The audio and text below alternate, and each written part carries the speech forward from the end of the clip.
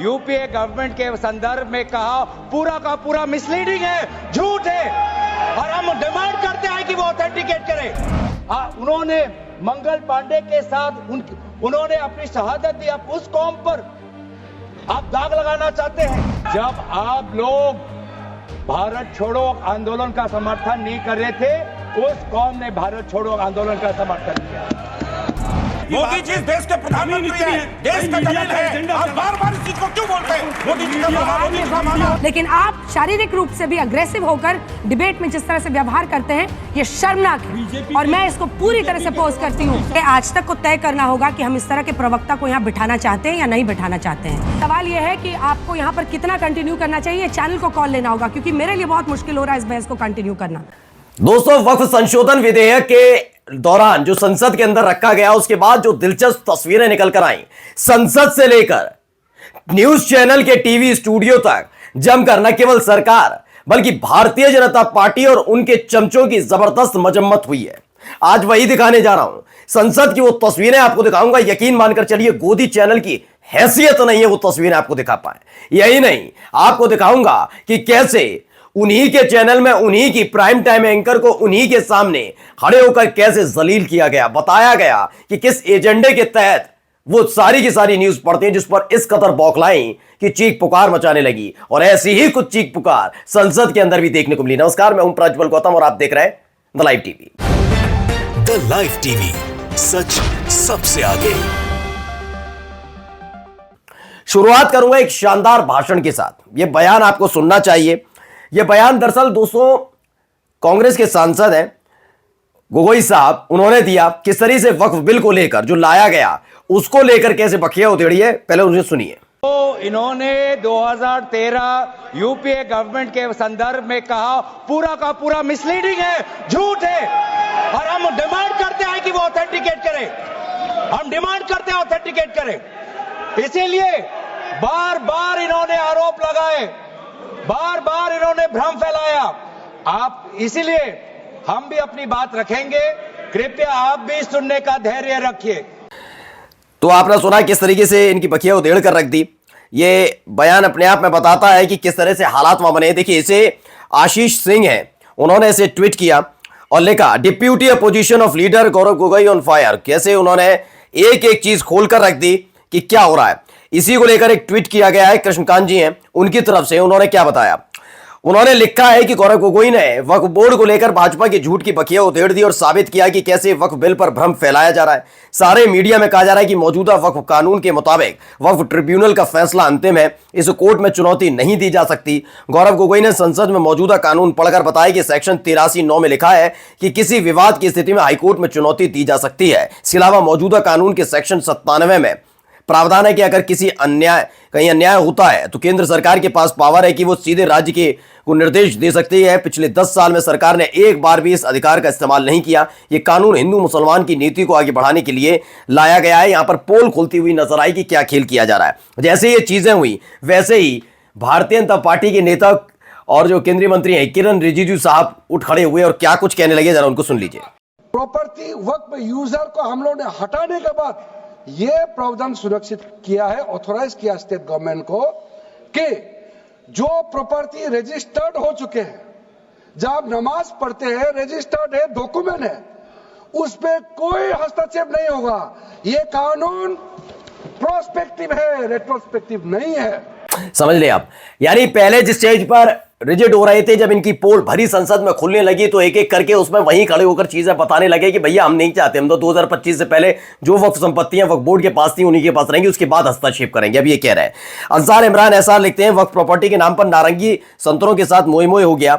मोदी सरकार की मंत्री किरण रिजिजू ने आज लोकसभा में खुलकर ऐलान किया कि जो प्रॉपर्टी अभी तक वक्फ के तहत रजिस्टर्ड हो चुकी है उसके मामले में केंद्र सरकार कोई हस्तक्षेप नहीं करेगी, यानी 2025 के बाद की चीजों में हस्तक्षेप करती हुई नजर आएगी। कई और चीजें आपको दिखाऊंगा, लेकिन उससे पहले एक शानदार चीज जरूर देख लीजिए क्या कुछ हुआ है। किस तरीके से जो कांग्रेस पार्टी के प्रवक्ता हैं उन्होंने खोल कर रख दी, रगड़ कर रख दी पूरी तरह। कौन सबसे ज्यादा तैयारी में, सिर्फ एक बात है, वापस आता हूं। ये अगर ट्रांसपेरेंसी लाना चाहते हैं, अकाउंटेबिलिटी लाना चाहते हैं, कोई भी उसका विरोध नहीं करेगा, उसका सब स्वागत करेंगे। सच्चर कमेटी की रिकमेंडेशंस आई 2011-10 में, उसमें बिल पे चर्चा शुरू हुई, 13 में बिल जेपीसी के माध्यम से पास हुआ, बीजेपी ने भी उसमें समर्थन दिया, बीजेपी के साथियों ने भी समर्थन दिया और उसी के आधार पर तमाम चीजें हुई। आज कह रहे साहब वो तो कई लाख करोड़ जमीन है, क्या मोदी जी लाए थे? मोदी जी ने अपने मामा जी के घर से वक्फ बोर्ड में जमीन दी थी क्या? अरे भाई किसकी जमीन है? वो वक्फ बोर्ड की जमीन है। ठीक है, चलिए आपने दूसरा एक और दूसरा। अब ये आप रुक जाइए। तो देखिए इस तरीके से आलोक सिंह उन्होंने रगड़ कर रख दिया, तो उस पर किस तरीके से बौखला गई अंजना ओम कश्यप, जरा उनको भी सुनिए किस तरीके से चीख चीख कर अपने ही प्रोग्राम में। क्योंकि हम लोगों को नहीं लगता कि आलोक शर्मा निजी रूप से क्या करते हैं और डिबेट में आकर क्यों टारगेट करते हैं, इस पर देश का कोई भी इंटरेस्ट है या अपना देश टाइम बर्बाद करना चाहता है। ये कांग्रेस पार्टी को सोचना चाहिए कि जब जब टीवी पर आते हैं तो उनके वोट कितने घट आते हैं। दिल्ली की जनता, ये देखिए अंजना ओम कश्यप कह रही है टीवी पे आकर वोट करते हैं, उसके बारे में खबर आपको दिखा रहे हैं हम इस वक्त। आप अपनी पार्टी के वोट घटाते रहिए ऐसे ही, भगवान आपको बहुत सारी और जो हालत है वो पार्टी देख ही रही है। आप देखिए मुस्लिम अंजुमन ने वक्फ बोर्ड को लेकर टी शर्ट जारी किया है। मुझे लगता है कि अब मतलब इसको ये आज तक को तय करना होगा कि हम इस तरह के प्रवक्ता को यहाँ बिठाना चाहते हैं या नहीं बिठाना चाहते हैं, क्योंकि आकर आज तक पर चैनल पर और एंकर पर इस तरह से लगातार हमला करना मुझे नहीं लगता कि ये ठीक है और हम लोगों को ये बर्दाश्त करने की जरूरत है। अब देखिए सोचिए, पहले तो बता दूं मुकेश माथुर ने इसे ट्वीट किया, शरारे को मौखिक रूप से अब्यूज करने वाले कांग्रेस प्रवक्ता को मैं बर्दाश्त नहीं कर सकती। आगे जाकर इन्होंने कहा, इनका कहना है शारीरिक रूप से इन्होंने अब्यूज किया है। सोचिए एक प्रतिष्ठित चैनल की अपने आप को बड़ी पत्रकार बताने वाली कहती हैं कि शारीरिक तौर पर अब्यूज किया कांग्रेस पार्टी के प्रवक्ता ने, यह अपने आप में अशोभनीय लगता है। पहला। दूसरा, इन्होंने कहा कि वोट कम करते रहिए, उम्मीद क्या की जाएगी। आप इस देश की एक पार्टी में जो उद्धव ठाकरे के बेटे हैं, आदित्य ठाकरे के लिए किस शब्दावली कैसे उनके बारे में विचार रख रही थी, इस देश की जनता ने सुना था। तो कितनी निष्पक्ष है अंजना ओम कश्यप, ये हर कोई जानता है। बस इनसे गोदी एंकर मत कहिए, बुरा मान जाती है। चलिए अगले फिर से लौटते हैं संसद की तरफ। जरा संसद में क्या कुछ हुआ वो भी आपको दिखाता चल रहा हूं, एक एक करके सुनिए। आप तख्ती लेकर आएंगे तो सदन नहीं चलेगा। मैं कह रहा हूं आप तख्ती या तो नीचे रख दें, नहीं तो सदन नहीं चलेगा। आप तख्ती नीचे रख दें, तख्ती नीचे रख दें आप।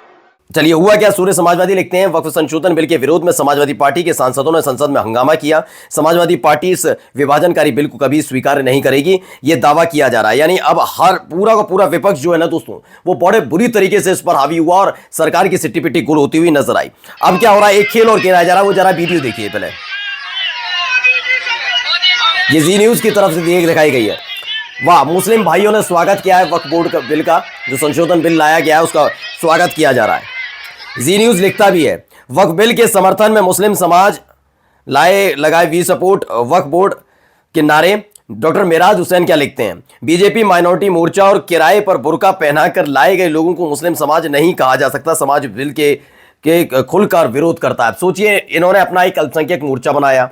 अब आप कहेंगे शहनवाज हुसैन ने तो तारीफ कर दी, आप कहेंगे मुख्तार अंसारी ने तो मुख्तार अब्बास नकवी ने तो तारीफ कर दी, तो वो कौन से नेता है, किस पार्टी के नेता? आप कैसी बातें करते हैं? मतलब भारतीय जनता पार्टी ऐसी चीजों पर कितना ज्यादा और ऐसे गोदी एंकर गोदी चैनल कैसे प्रसारित करते हैं, ये तस्वीरें भी निकलकर सामने आ गई हैं। देखिए अलग अलग जगह से, अलीगढ़ भारत समाचार की भी खबर है कि कैसे ढोल नगाड़े बजाए जा रहे हैं, एक एक करके खबर बताई जा रही है कि हाँ भाई ये देखिए लड्डू बांट रहे हैं मुस्लिम समाज के लोग। देखिए दूसरी वीडियो में आप देख सकते हैं लड्डू बांटे जा रहे हैं, कहा गया, बयान भी दिलवाया गया।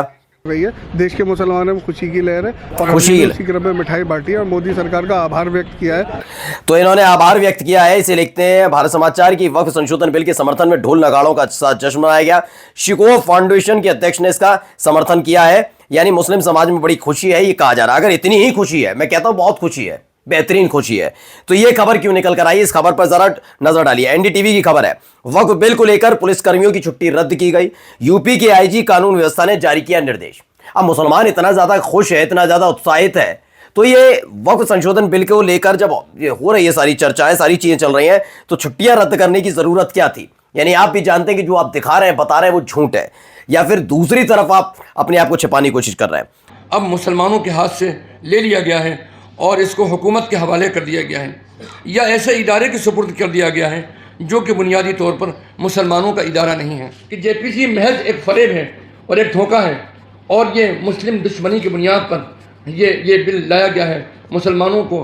देखिए, जनरल मिरर की खबर है, वक्फ का इंतजाम मुसलमानों के हाथों से लेकर हुकूमत के हवाले कर दिया गया है। ये बिल मुसलमानों से दुश्मनी की बुनियाद पर लाया गया है। ये मुस्लिम पर्सनल लॉ बोर्ड की प्रेस कॉन्फ्रेंस के दौरान मौलाना फजलुर रहीम मुजद्दी ने कहा है। अब क्या है, आपको शुरुआत में मैंने दिखाया कि कैसे किरण रिजिजू साहब खुद कहते हैं 2025 तक की जो संपत्तियां हैं वक्फ बोर्ड से जुड़ी हुई, उस पर वक्फ बोर्ड कोई हस्तक्षेप नहीं किया जाएगा। यानी इसके बाद आप सरकार हस्तक्षेप करने के लिए तैयार बैठी है। ये खुद खुलासा किरण रिजिजू ने अपने उस बयान में कर दिया था जो मैंने आपको सुनाया था। चलिए एक और बयान सुना रहा हूं, सुनिए गोगोई साहब क्या कुछ कह रहे हैं। सुनिए एक और बयान। किस कौम को आप भ्रमित करना चाहते हैं? बार बार उस कौम को जिसने भारत की स्वतंत्रता की लड़ाई लड़ी है, उस कौम को जिसने 1857 में उन्होंने मंगल पांडे के साथ उन्होंने अपनी शहादत दी, आप उस कौम पर आप दाग लगाना चाहते हैं? तो आईएनसी न्यूज भी लिखते हैं, सरकार उस मुस्लिम समाज पर दाग लगाना चाहती है जिसने भारत की लड़ाई, स्वतंत्रता की लड़ाई लड़ी, मंगल पांडे जी के साथ शहादत दी, 2 लाख से ज्यादा उलेमा शहीद हुए, गांधी जी के दांडी मार्च का समर्थन किया, 1926 में अंग्रेजों के डिवाइड एंड रूल का विरोध किया, जब आरएसएस के लोग भारत छोड़ो आंदोलन का विरोध कर रहे थे, माफी नामा लिख रहे थे, तब यह समाज देश के लिए लड़ाई लड़ रहा था। लेकिन फिलहाल यही इनकी नीति रीति है। कुल मिलाकर ये समझ में आता है। अब अलग अलग जगह हो क्या रहा है, मुस्लिम समाज को कैसे आगे बढ़ाया जा रहा है, ये देखते चलिए। बड़ा मजेदार है, आज बस देखते जाइए।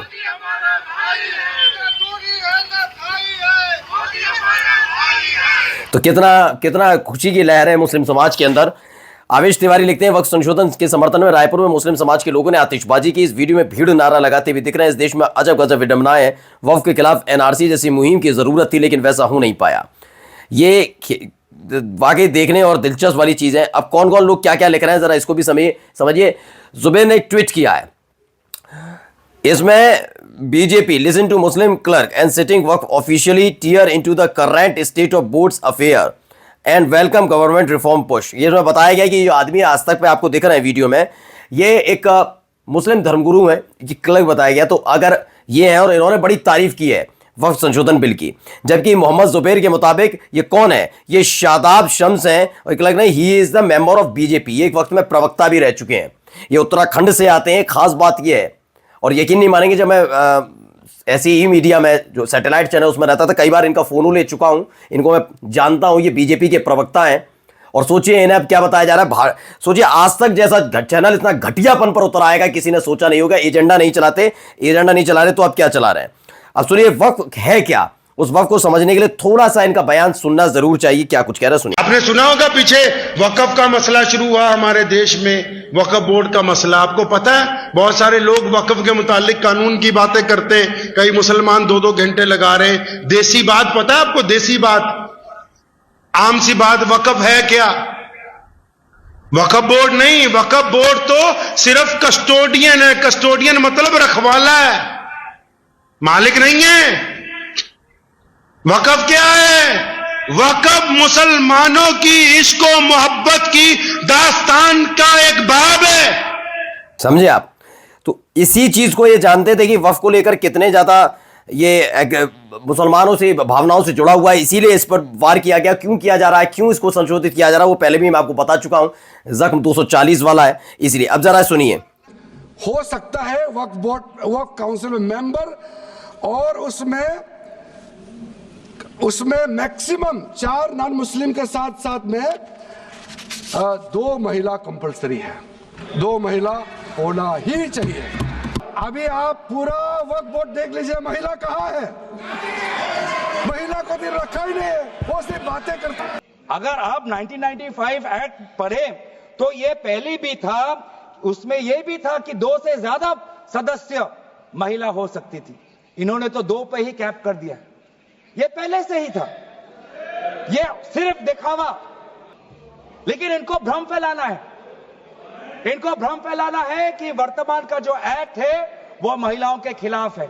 सोचिए कैसा बेवकूफ बनाते हैं। अगर इतना ही सवाल आप अब ये कह देंगे कि अगर ये पहले से था तो अब तक वक्फ बोर्ड की कोई सदस्य क्यों नहीं रही, तो सवाल हमारा भी है। भारतीय जनता पार्टी तो 1980 से है, जनसंघ उससे पहले थी। जरा ये बताइए कि हिंदू महासभा से लेकर जनसंघ और जनसंघ से लेकर भारतीय जनता पार्टी तक अब तक कितनी महिला है ऐसी जो राष्ट्रीय अध्यक्ष बनी है। मोहन भागवत से पहले भी कई सरसंघ चालक आरएसएस के बने, हो सकता है वहां पर भी प्रक्रिया हो, लेकिन उसे अपनाया क्यों नहीं गया? आरएसएस की कितनी महिला सरसंघ चालक बनी, लेकिन इस पर जवाब नहीं देंगे। इन्हें केवल मुसलमानों के बारे में ज्यादा दिक्कतें होती है, सोचना पड़ता है। तो ये तो थी तस्वीरें, कई और तस्वीरें भी आपके सामने लेकर आऊंगा। फिलहाल भारतीय जनता पार्टी और खासकर सरकार की रात की नींद उड़ी हुई है, कैसे इसे पास कराया जाएगा, क्योंकि हर एक कदम पर वो फंसते जा रहे हैं, चाहे वो संसद हो या फिर उनके प्यारे लाडले चैनल। नमस्कार।